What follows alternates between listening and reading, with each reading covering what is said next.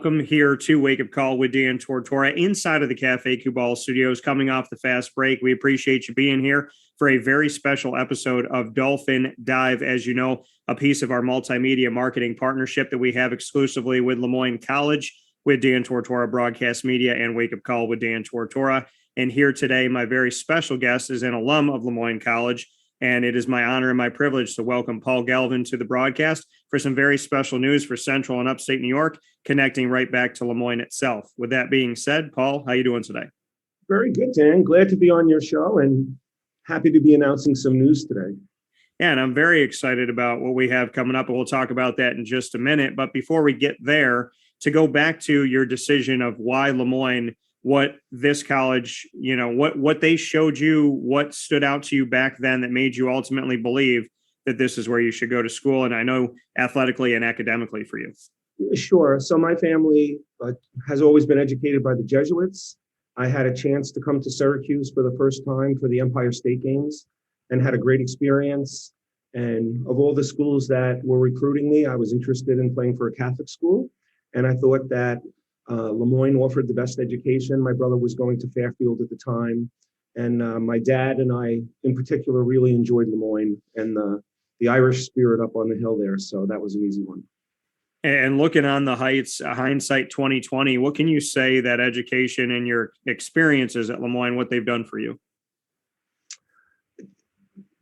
That education, and it's more just the education, it's also the support system. It kind of helps you become more of a three-dimensional personality versus a two-dimensional personality. And you're kind of taught to critically assess situations as opposed to learn any one particular thing. So I enjoyed it. It's a great and committed faculty and staff. And I was a bit of a rambunctious 17-year-old when I hit Syracuse. So they're also very patient. I can attest to that. And as we're both here on screen, you're a business owner, I am as well. What can you say about who you've become post LeMoyne, and maybe something that you took from your education there that aided you in becoming the business owner that you are today? Because as you know, and I know, people say, oh yeah, I could run a business, I could do this and that. And they have no idea the millions of hats that you'll wear at any given time. Resilience, a good education. LeMoyne taught me about resilience, how to apply yourself, how to take a broader perspective on things. I've started every company I've worked at now for the past, maybe 40 years, 35 years. So I've always decided to create the job that I wanted to do, because life is short. You only get a certain amount of hours to apply yourself on the planet. And we all want to do something that's meaningful. And we all want to do something that speaks to ourselves kind of very deeply. And I've been able to do that. I'm grateful for that. LeMoyne was a big part of that. LeMoyne also helped me get a master's degree from Fordham, which I was also another Jesuit degree. So I've been very happy and blessed to learn a bunch of key life lessons, and more than that, just kind of an outlook on how to see the world. And you spoke on the Jesuit faith and the education and just the importance of that to you, just what you could say to that a little bit deeper, in a world that sometimes shies away from talking about faith. There's those that don't. On my show, we're very proud to speak on faith in God and to make that a prominent piece. Why was having the Jesuit background and that faith-based education that goes deeper than just simply reading books and being in a classroom, why did that mean something more to you? Because it's more important than the math and reading lessons that I'm not even sure people are taught anymore. So each one of us is kind of a sentient soul, and a really true good Jesuit education teaches the soul much more importantly than kind of trying to force your way through the accounting program. Like I squeezed my way out of it the last minute, but it's just the way, the people that are the leaders at LeMoyne and have always been, their leadership is that they walk the walk. It's how they conduct themselves. That's true of anyone. That's also true of Coach John Beeline, who I met at LeMoyne. Just a way of being that kind of good spiritual faith-based people seem to all exhibit. Coming here from Paul Galvin this morning, speaking on LeMoyne College, and some very important news coming up here in our community. And we are in the week of this becoming finalized and officially official. So, Paul, why don't you go ahead and share with everybody what's becoming official this week and how you're a part of it? Sure. So we announced about a week ago that I bought a large stake in the Syracuse Stallions of the TBL basketball team. And we're finalizing the paperwork so that LeMoyne College is now going to be a 5% owner of the team and really help bring the Lemoyne and Central New York community to what is already a really great and fun basketball league. Great team. They lost in the finals last year. This year, we will not do that. We actually have Patrick Beeline from LeMoyne coaching. So we feel like between LeMoyne and the Stallions and Patrick and basketball in Central New York, it seemed like it was too good to be true. So I'm very happy to get started. What made you want to be a part of this organization? And I know that obviously you played basketball growing up.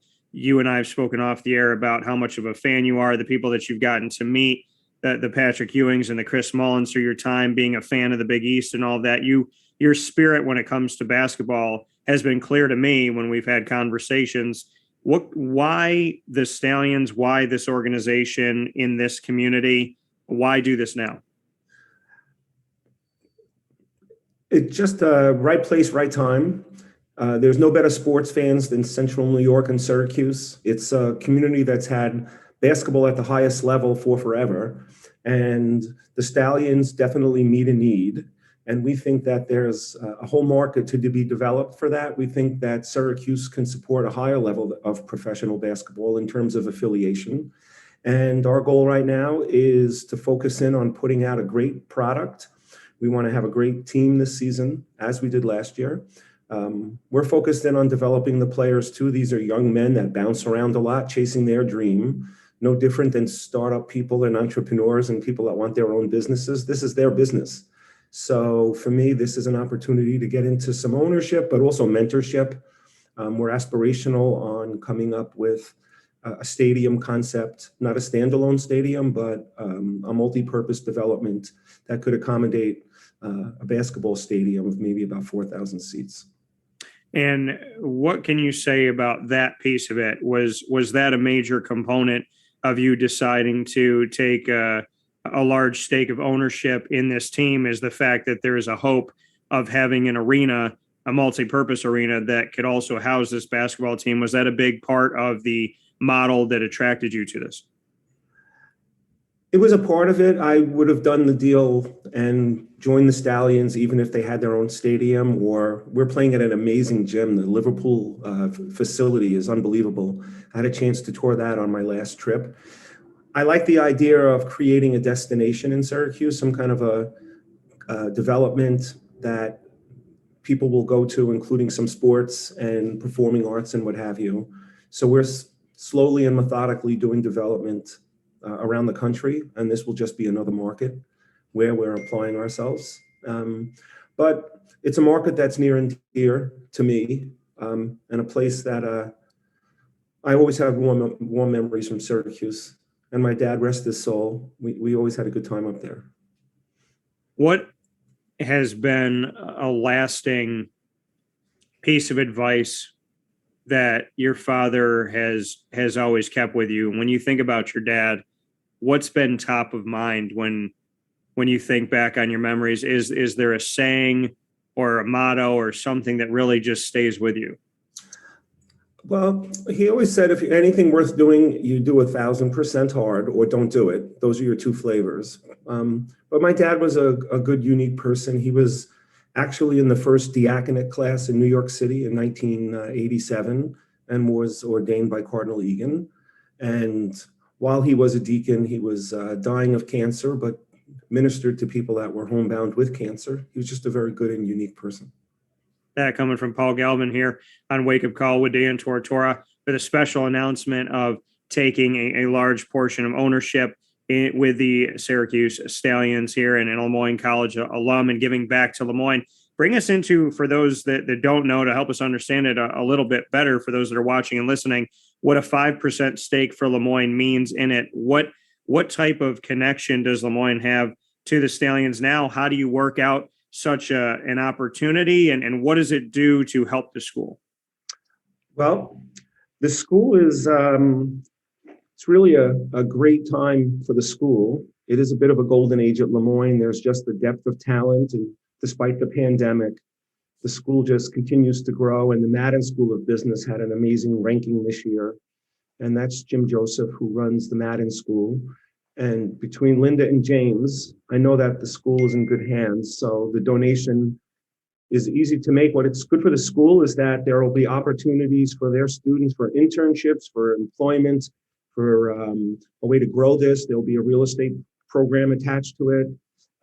There'll be opportunities for athletes, past and present, that want to play ball. When I finished playing basketball at LeMoyne, literally the saddest moment of my life is they took the uniform away from me for the last time. Sitting in Erie, Pennsylvania, it was minus 700 degrees, and we had just lost to Adelphi, and I could not believe I had no next practice. So this TBL and the Stallions, maybe that's my next practice. I don't know. Yeah, and the love and the passion that you have for it. I want to go to some of those pieces that we talked about off the air, because this connection to the sport of basketball is something you've had throughout your life. You've had a very exciting opportunity to be around different people and to really sprinkle your basketball Sunday, so to speak, with a lot of different toppings. You've been around some of the greats, and you've been so connected to the Big East. Just to tell some of maybe that background so people can get to know really your passion for basketball, and the fact that you have had no short list of really incredible players that you've been able to cross paths with. State game team that I played on had two Hall of Famers. One was Chris Mullen, who was like only 6'1" at the time, and he could still shoot unbelievably well. And he grew 6 inches in about a half an hour, and ended up having that amazing career. Probably the glory years back.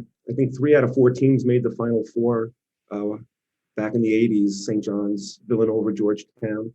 And then when I was in the Junior Olympics as a 16 or a 17-year-old, we played Boston. I was from New York, so we were pretty excited. And I was sitting next to what seemed like a pretty tall guy. And I was probably peaking at about 5'8" at the time. And so I stood up and stretched thinking, is this guy as tall as I think he is? And then the guy stood up, and boy, he unfolded and kept unfolding. And it was 16-year-old Patrick Ewing. He was in America from Jamaica for 2 weeks. And he just showed up and played for Boston. And we kicked his butt, which was good, but I had a feeling I'd be hearing that name again. So that coming here from Paul Galvin. Paul, before I let you go, you mentioned Dr. Linda Lemura, the president of LeMoyne College. Just what you can say about your connection with her, and how, obviously that connection, that bond, helped to create such a moment that you wanted to give back to LeMoyne College. Because I know when we've spoken before, you've spoken about the importance of Linda in the community and what she's meant to LeMoyne and to Central and Upstate New York. Sure. Institutions, as we've been able to see, they're only as good as the people that run them. And that's why this is such a special time at LeMoyne, because they have an amazing president and a great team around her, and their programs are doing so well. But Linda is just one of those one in a million spirits, and she has the right appetite to take up a good challenge or a good opportunity. So how this will impact LeMoyne over time, I'm sure Linda has ideas, and if I can keep up with her, we'll get them all done. And that's really, a closing piece here is, what is your vision for the connection between the Stallions and LeMoyne, and giving a 5% stake in this back to LeMoyne? What is the vision and the hope of what this will do for the college and what this will do for the community? What are you seeing? What's kind of on that list of aspiration? Well, when we finally define what our arena program will be, the LeMoyne will, through its ownership in the team, be an owner in that project as well. And We're in discussions now with several of the academic departments at LeMoyne to see if there's interest in having students or alumni participate. And, you know, one of the great things about life is you never know how it's going to turn out or unfold. So I don't pretend to know how many different branches on this tree this will sprout, but I know it'll be a lot. There's so many bright people up there. And I'm really happy to be reconnected. You know, when your kids are young, you're coaching CYO. I had the misfortune of having to run the sports program at my parish for a few years. And in Staten Island, that's like, might as well be organized crime and hand-to-hand combat.